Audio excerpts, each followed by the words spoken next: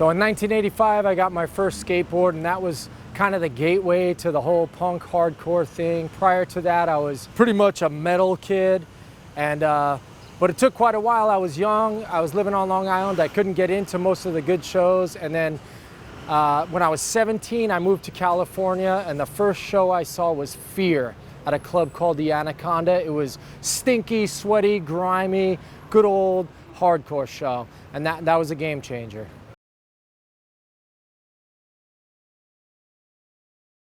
Well, from back in the day, of course, would be CB's. I got to go there a few times when I was young, but never got to play there. Since I've been back in New York, past couple of years, definitely the Grand Victory.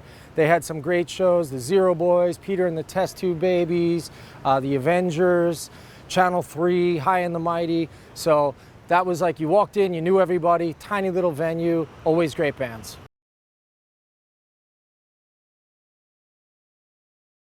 So a show that was special to me, it was called the Thrasher Skate Rock Volume 1 Reunion. It was JFA, McRad, Los Olvidados, The Faction, Drunk Engines, and that was out in Vegas. And it was just like all the bands I listened to when I was a kid.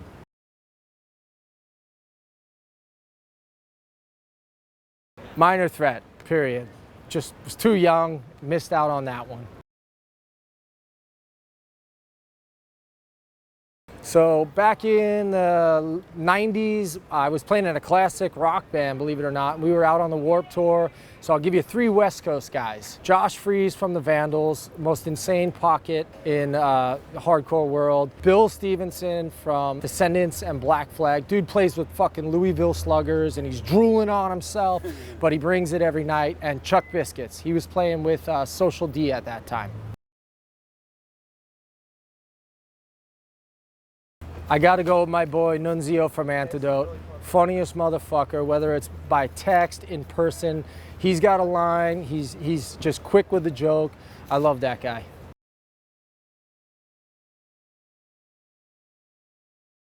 So definitely the Luce Mayorga from Suicidal Tendencies, Jerry Only from the Misfits, just that fucking distorted, you know, pulsing bass, and Ray Stevens from Los Olvidados, The Faction, and Drunk Engines. San Jose guy.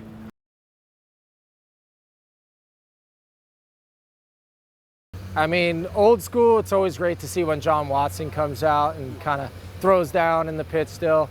That's always a great time. You ever live in a squat? Yeah, the squats of Long Island, bro. I had a squat. I had a front yard and a sidewalk and a fucking playground in the back.